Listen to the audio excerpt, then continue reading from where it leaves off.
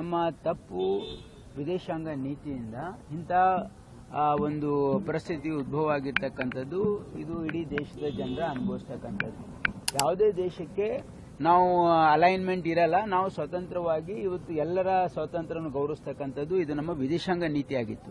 ತದ್ವಿರುದ್ಧವಾಗಿ ಇವತ್ತು ಕೆಲವೊಂದು ನಿರ್ಧಾರಗಳನ್ನ ತೆಗೆದುಕೊಂಡಿದ್ದಾರೆ. ನಮ್ಮ foreign policy is not correct. That's why we are facing this problem. It's what I feel. ಆದ್ರೆ ನಮ್ಮ ಒಂದು ಆರ್ಥಿಕ ಪರಿಸ್ಥಿತಿ ಅತ್ಯುತ್ತಮವಾಗಿದೆ ಅಂತ ಯಾಕೆ ಹೇಳ್ತಾ ಇದೀವಿ ಅಂದ್ರೆ, ಈ 3 ಪ್ಯಾರಾಮೀಟರ್ಸ್ ಅಲ್ಲಿ 2 ಪ್ಯಾರಾಮೀಟರ್ಸ್ ಅನ್ನ ಮಾನ್ಯ ಸಿದ್ದರಾಮಯ್ಯನವರು ಇದನ್ನು ಮೇಂಟೈನ್ ಮಾಡಿದ್ದಾರೆ. ಕೇಂದ್ರ ಸರ್ಕಾರ ಹೋಲಿಸಿದ್ರೆ ನಮ್ಮ ರಾಜ್ಯ ಬಹಳ ಅತ್ಯುತ್ತಮವಾಗಿದೆ. ಕೇಂದ್ರ ಸರ್ಕಾರ, ಮೋದಿ ಸರ್ಕಾರ ನಮ್ಮ ದೇಶವನ್ನ ಸಾಲದ ಸುಳಿಯಲ್ಲಿ ಸಿಲುಕಿಸ್ತಾ ಇದೆ, ನಮ್ಮ ರಾಜ್ಯ ಅಲ್ಲ. ನೋಡಿ, ನಾನು ಈಗ ಏನಾದ್ರೂ ಹೇಳಕ್ ಹೋದ್ರೆ ಏನಪ್ಪಾ ಇವರು ಇಂಥ ಸಂದರ್ಭದಲ್ಲಿ ರಾಜಕೀಯ ಮಾಡ್ತಾರೆ ಅಂತ ಹೇಳ್ತಾರೆ. ಆದ್ರೆ ನಮಗೇನ ರಾಜಕೀಯ ಮಾಡತಕ್ಕಂಥ ಉದ್ದೇಶ ಇಲ್ಲ. ಆದ್ರೆ ಕೇಂದ್ರ ಸರ್ಕಾರ ಇದನ್ನ ಸರಿಯಾಗಿ ನಿರ್ವಹಣೆ ಮಾಡಬೇಕಾಗಿತ್ತು. ನಮ್ಮ ತಪ್ಪು ವಿದೇಶಾಂಗ ನೀತಿಯಿಂದ ಇಂಥ ಒಂದು ಪರಿಸ್ಥಿತಿ ಉದ್ಭವ ಆಗಿರ್ತಕ್ಕಂಥದ್ದು. ಇದು ಇಡೀ ದೇಶದ ಜನರ ಅನುಭವಿಸ್ತಕ್ಕಂಥದ್ದು. ಯಾಕಂದ್ರೆ ನಾವು ಯಾವುದೇ ಇಡೀ ವಿಶ್ವದಲ್ಲಿ ಏನೇ ಕೋಲಾಹಲ ಆಗ್ತಾ ಇದ್ರು ಕೂಡ ನಮ್ದು ಹಿಂದಿನಿಂದ ನಮ್ಮ ಹಿರಿಯರು ಹಾಕೊಂಡು ಬಂದಿರತಕ್ಕಂಥ ಮಾರ್ಗ ಏನು ಅಂದ್ರೆ ಅದು ನಾನ್ ಅಲೈನ್ ಮೂವ್ಮೆಂಟ್. ಅಂದ್ರೆ ಯಾವುದೇ ದೇಶಕ್ಕೆ ನಾವು ಅಲೈನ್ಮೆಂಟ್ ಇರಲ್ಲ, ನಾವು ಸ್ವತಂತ್ರವಾಗಿ ಇವತ್ತು ಎಲ್ಲರ ಸ್ವಾತಂತ್ರ್ಯವನ್ನು ಗೌರವಿಸ್ತಕ್ಕಂಥದ್ದು ಇದು ನಮ್ಮ ವಿದೇಶಾಂಗ ನೀತಿಯಾಗಿತ್ತು. ಆದರೆ ಇತ್ತೀಚಿನ ದಿನಗಳಲ್ಲಿ ಎನ್ಡಿಎ ಸರ್ಕಾರ, ಮೋದಿ ಸರ್ಕಾರ ಇದಕ್ಕೆ ತದ್ವಿರುದ್ಧವಾಗಿ ಇವತ್ತು ಕೆಲವೊಂದು ನಿರ್ಧಾರಗಳನ್ನ ತೆಗೆದುಕೊಂಡಿದ್ದಾರೆ. ನಮ್ಮ foreign policy is not correct. That's why we are facing this problem. It's what I feel. ನಮಗೆ ಕಲ್ಯಾಣ ಕರ್ನಾಟಕಕ್ಕೆ 5,000 ಕೋಟಿ ಕೊಡ್ತಾ ಇದೀವಿ ನಾವು. ಯಾವ ಸರ್ಕಾರನೂ ಹಿಂದೆ ಕೊಟ್ಟಿಲ್ಲ. ಶಾಸಕರ ಅಪೇಕ್ಷೆ ಇರೋದು ಬೇರೆ ವಿಷಯ.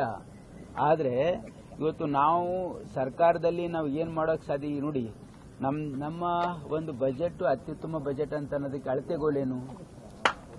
3 ಪ್ಯಾರಾಮೀಟರ್ಸ್ ಇರ್ತದೆ.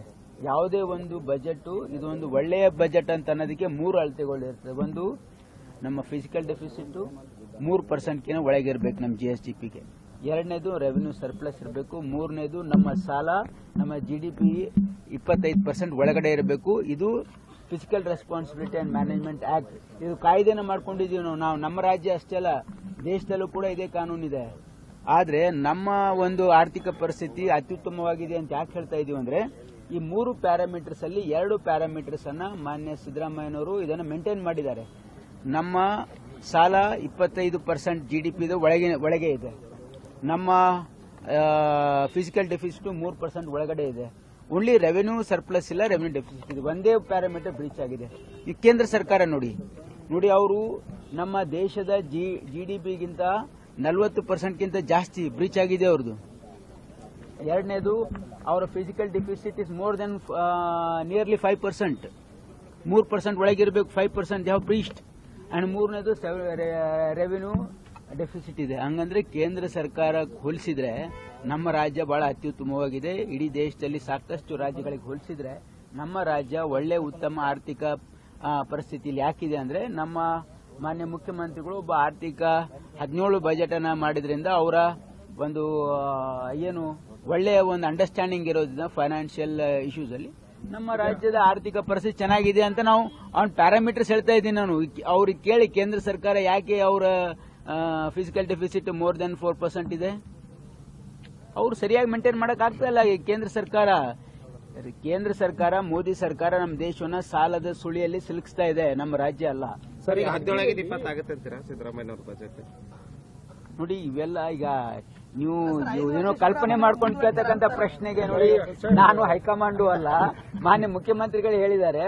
ಹೈಕಮಾಂಡ್ ಇಚ್ಛಿಸಿದ್ರೆ ನಾನು ಮುಂದೆ ಹೊರಿತೇನೆ ಅವರು ಹೇಳಿದ ಮೇಲೆ who am I to say. ಇದ್ರ ಬಗ್ಗೆ ಮಾನ್ಯ ಮುಖ್ಯಮಂತ್ರಿಗಳು ಕೂಡ ಪ್ರತಿಕ್ರಿಯೆ ಮಾಡಿದ್ದಾರೆ. ಏನಂದ್ರೆ, ಅಲ್ಲಿ ನಮ್ಮ ಸಭಾಧ್ಯಕ್ಷರು ಸರಿಯಾಗಿ ಉತ್ತರ ಕೊಡೋ ಸಮಯ ಕೊಟ್ಟಿಲ್ಲ ಅಂತ ಹೇಳಿ ಸ್ವಲ್ಪ ಬೇಜಾರು ಮಾಡ್ಕೊಂಡಿರ್ತಕ್ಕಂಥದ್ದು ಸತ್ಯ. ಮಾನ ಏನು ಹೋಗಿಲ್ಲ. ಆಗಿದೆ ಅಂದ್ರೆ ಕೆಲವೊಂದು ನಾನು ಅದಕ್ಕೆ ಸಮರ್ಥನೆ ಮಾಡ್ಕೊಳಕ್ ಹೋಗ್ತಾ ಇಲ್ಲ. ಬಟ್ ಯಾವುದೇ ಇಲಾಖೆಯಲ್ಲಾಗ್ಲಿ ಇವತ್ತು ಪ್ರಶ್ನೆಗಳು ಶಾಸಕರು ಕೇಳಿದಾಗ ಅದು ಪರಮಾಧಿಕಾರ ಅವರು. ಯಾಕಂದ್ರೆ ನಮ್ಮ ಈ ಸಂಸದೀಯ ಏನು ಪ್ರಜಾಪ್ರಭುತ್ವ ಇದೆಯಲ್ಲ, ಇದರಲ್ಲಿ ನಮ್ಮ ಸದನಕ್ಕೆ ಬಹಳ ದೊಡ್ಡ ಗೌರವ ಇದೆ.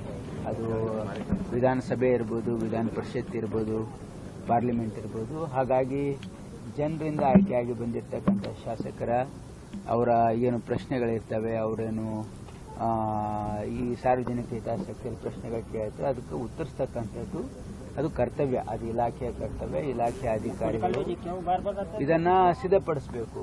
ಯಾವುದೇ ಪ್ರಶ್ನೆ ಬಂದಾಗ ಅದರ ಮಾಹಿತಿಯನ್ನು ಸಿದ್ಧಪಡಿಸ್ತಕ್ಕಂಥವರು ಅಧಿಕಾರಿಗಳು. ಅದಕ್ಕೆ ಮಾನ್ಯ ಸಂಬಂಧಪಟ್ಟ ಸಚಿವರು ಅದಕ್ಕೆ ಅನುಮೋದನೆಯನ್ನು ಕೊಟ್ಟು ಸದನಕ್ಕೆ ಉತ್ತರವನ್ನು ಒದಗಿಸತಕ್ಕಂಥದ್ದು ಬಹಳ ವರ್ಷದಿಂದ ಪರಂಪರೆ ಇದು.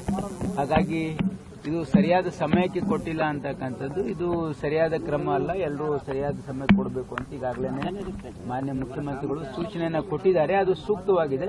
ಅದನ್ನು ಎಲ್ಲ ಸಚಿವರು ನಾವು ಮಾಡ್ತೀವಿ.